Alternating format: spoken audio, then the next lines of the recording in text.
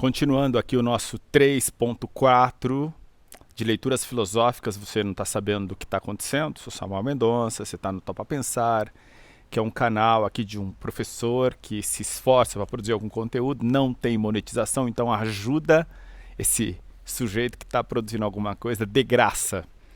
E nós fizemos 2 vídeos em que um livro de Nietzsche, A Filosofia na Idade Trágica dos Gregos, uma das traduções, ele faz ali uma consideração sobre os pré-socráticos, em especial a figura de Tales, que é considerado aí o primeiro físico aí com PH, né, daqueles filósofos pré-socráticos, e considerações extremamente interessantes. Fizemos 2 vídeos, e aí hoje o terceiro e amanhã o quarto. Quero terminar com 4 episódios para não ficar muito longo. O de hoje o parágrafo é um pouco mais longo, acaba que vai ficar um pouquinho mais que ontem talvez, mas não queria aborrecer muito vocês com essa questão do tempo. Por outro lado, é leitura filosófica, então a ideia é tira seu tempo para apreciar, eventualmente pega a coleção Os Pensadores, eu estou com a edição de 1978, acompanha lendo juntos. O nosso objetivo nesse canal, além de produzir algum conteúdo, é estimular as pessoas para a leitura filosófica. Eu entendo, e esse entendimento não está solto, ele está relacionado com a minha vida. Eu trabalho como professor há mais de 20 anos, só no ensino superior. Antes tive também experiência na educação básica. Eu entendo que o estudo da filosofia, seja o estudo sistemático em uma universidade, seja a leitura de textos filosóficos por conta, ele provoca uma transformação na vida da pessoa. É claro que, dependendo do tipo de orientação ou ausência de orientação, pode fazer com que a pessoa só emburreça. Pensa ter tido algum conhecimento e não tem. Não é assim, pega um texto filosófico e tal, pum, você já entendeu. Há autores que eles estão falando de uma série de questões do seu contexto, que se você não tiver essa contextualização, você nem compreende o que esse autor está falando. Então, alto lá, essa questão da filosofia, todo mundo tem acesso, consegue entender. Médio. Principalmente um texto desse autor que a gente está aqui examinando, que é o Nietzsche. Nietzsche é o típico filósofo que, se você não tiver ali toda uma contextualização do seu entorno, o que ele está debatendo, quais são as principais ideias, o que ele está criticando, você não vai compreender muito o que ele está ali construindo. Da mesma forma, Schopenhauer, ou um autor muito difícil de se entender também, que é o próprio Karl Marx, ou Hegel, ou Immanuel Kant, enfim, que é autor que não é complexo, né?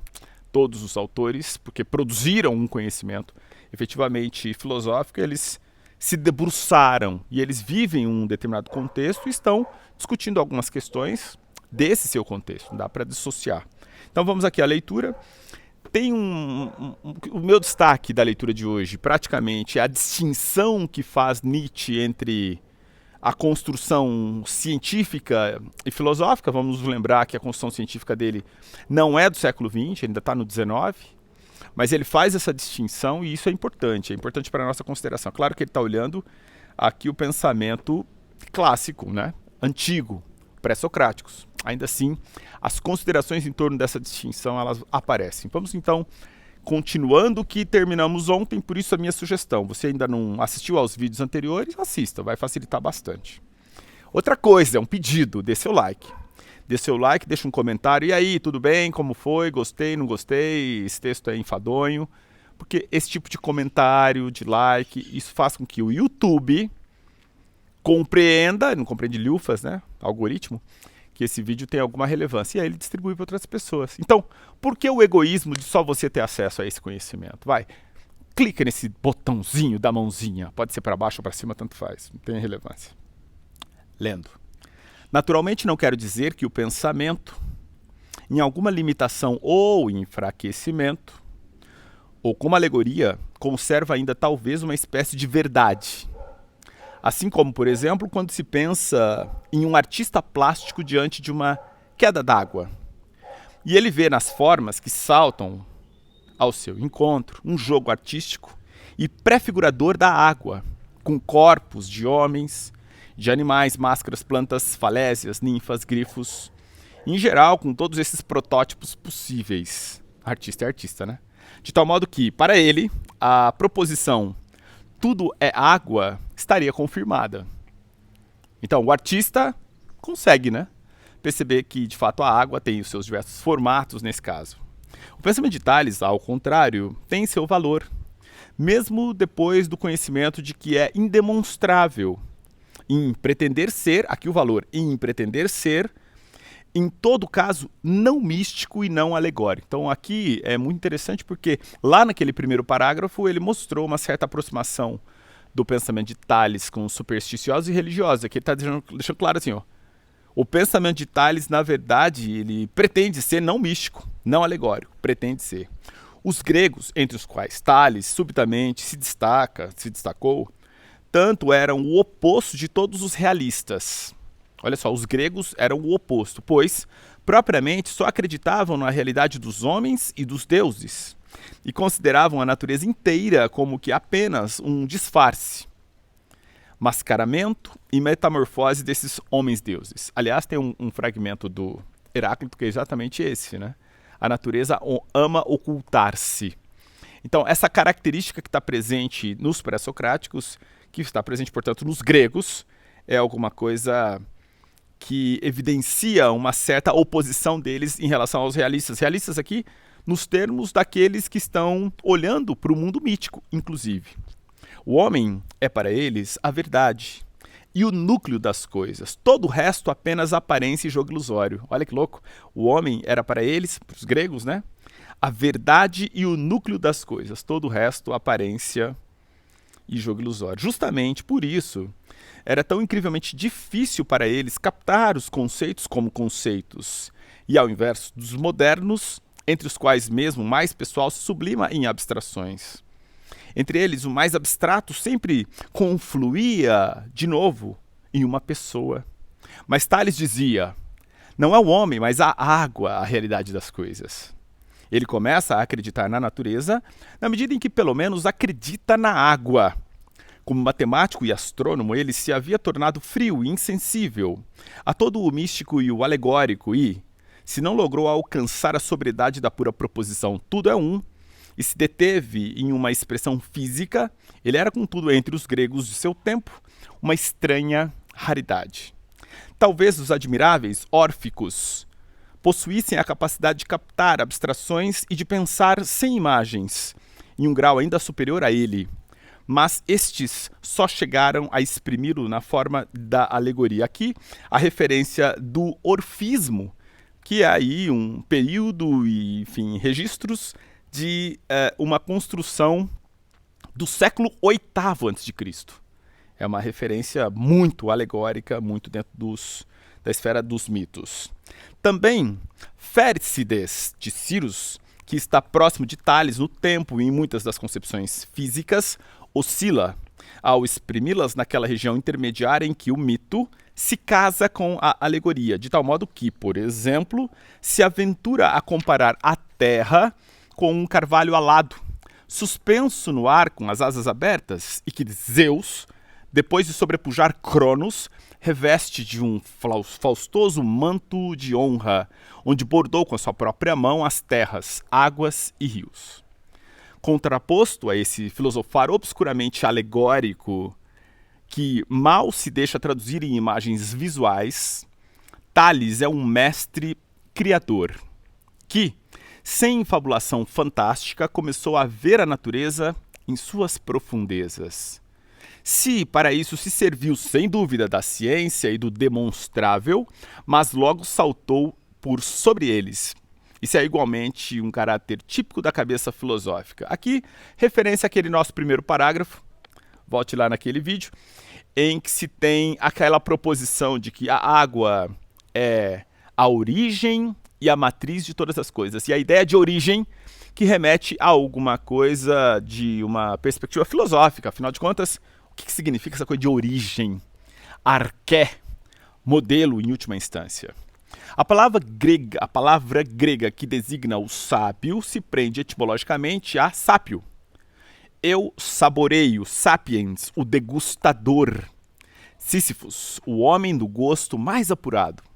Um apurado degustador e distinguir um significativo discernimento constitui, pois, segundo a consciência do povo, a arte peculiar do filósofo. Então aqui, uma caracterização típica daquilo que vai ser o atributo do filósofo ou da filosofia e aí uma distinção em relação à questão da ciência que vai aparecer aqui na sequência. Eu retomo esse trecho que é importante. A palavra grega que designa sábio se prende etimologicamente a sápio, ou eu saboreio. Sapiens, o degustador. Sísifos, o homem do gosto mais apurado. Um apurado degustar e distinguir.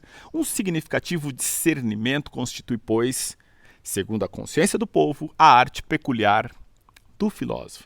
Esse não é prudente. Se chamamos de prudente a aquele que, em seus assuntos próprios, sabe descobrir o bem. Aristóteles dizia com razão, citando Aristóteles, aquilo que Tales e Anaxágoras sabem será chamado de insólito, assombroso, difícil, divino, mas inútil, porque eles não se importavam com os bens humanos. Fim de citação. Ao escolher e discriminar assim o insólito, assombroso, difícil, divino, a filosofia marca o limite que a separa da ciência. Atentos?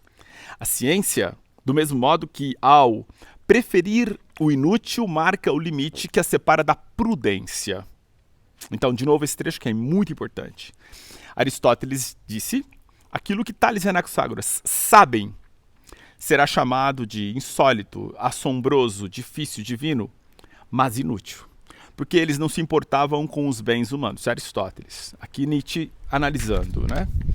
Ao escolher e discriminar assim o insólito, o assombroso, difícil, divino, a filosofia marca o limite que a separa da ciência. Do mesmo modo que, ao preferir o inútil, marca o limite que a separa da prudência. A ciência, sem essa seleção, sem esse refinamento de gosto, precipita-se sobre tudo o que é possível saber na cega avidez de querer conhecer a qualquer preço. Enquanto o pensar filosófico está sempre no rastro das coisas dignas de serem sabidas, dos conhecimentos importantes e grandes. Então aqui uma distinção evidenciando limites da ciência e o aspecto mais abrangente da filosofia, algo que já estava presente lá no primeiro parágrafo. Notem aqui uma certa retomada, acentuando tanto a opção de Tales por uma perspectiva mais, aspas, científica, de um degustador, mas ao mesmo tempo mostrando o seu aspecto mais amplo, que é tipicamente filosófico. Eu repito esse trechinho. A ciência, sem essa seleção, sem esse refinamento de gosto, precipita-se sobre tudo o que é possível saber, na cega avidez de querer conhecer a qualquer preço.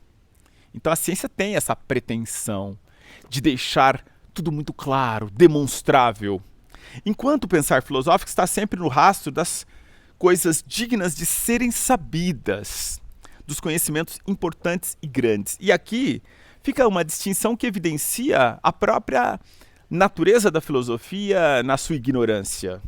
Em outras palavras, a filosofia vai lidar com um conhecimento tão profundo, tão, eu diria que, denso, que se também tem a noção da nossa incapacidade de atingir esse conhecimento. Porque ele ultrapassa a dimensão daquilo que nós conseguimos compreender na esfera da lógica, na esfera da física, na esfera da ciência. Ainda assim, nós conseguimos, pelo menos, formular juízos, acepções e proposições. É assim o pensamento filosófico que, de saída, se assume ignorante. A ciência não. A ciência trabalha numa perspectiva de demonstração e aquilo que ela consegue afirmar é uma afirmação válida até aquele momento. Claro que sujeito a algum tipo de revisão. Mas você tem aí uma noção clara de uma posição dada, demonstrável, e outra esfera do conhecimento, que é a filosofia, que lida com essas grandezas todas, assumindo não ter condições de delimitar com precisão como faz a ciência. Por isso, a filosofia não é ciência. E daí, vamos depois para o último episódio, amanhã, fechando esse texto. Belíssimo de Nietzsche. Samuel Mendonça, tava pensando. Valeu, obrigado, gente, por estar aqui. Não sei como é que faz para você ter paciência de acompanhar esse tipo de coisa. É porque gosta de filosofia, né? Só pode.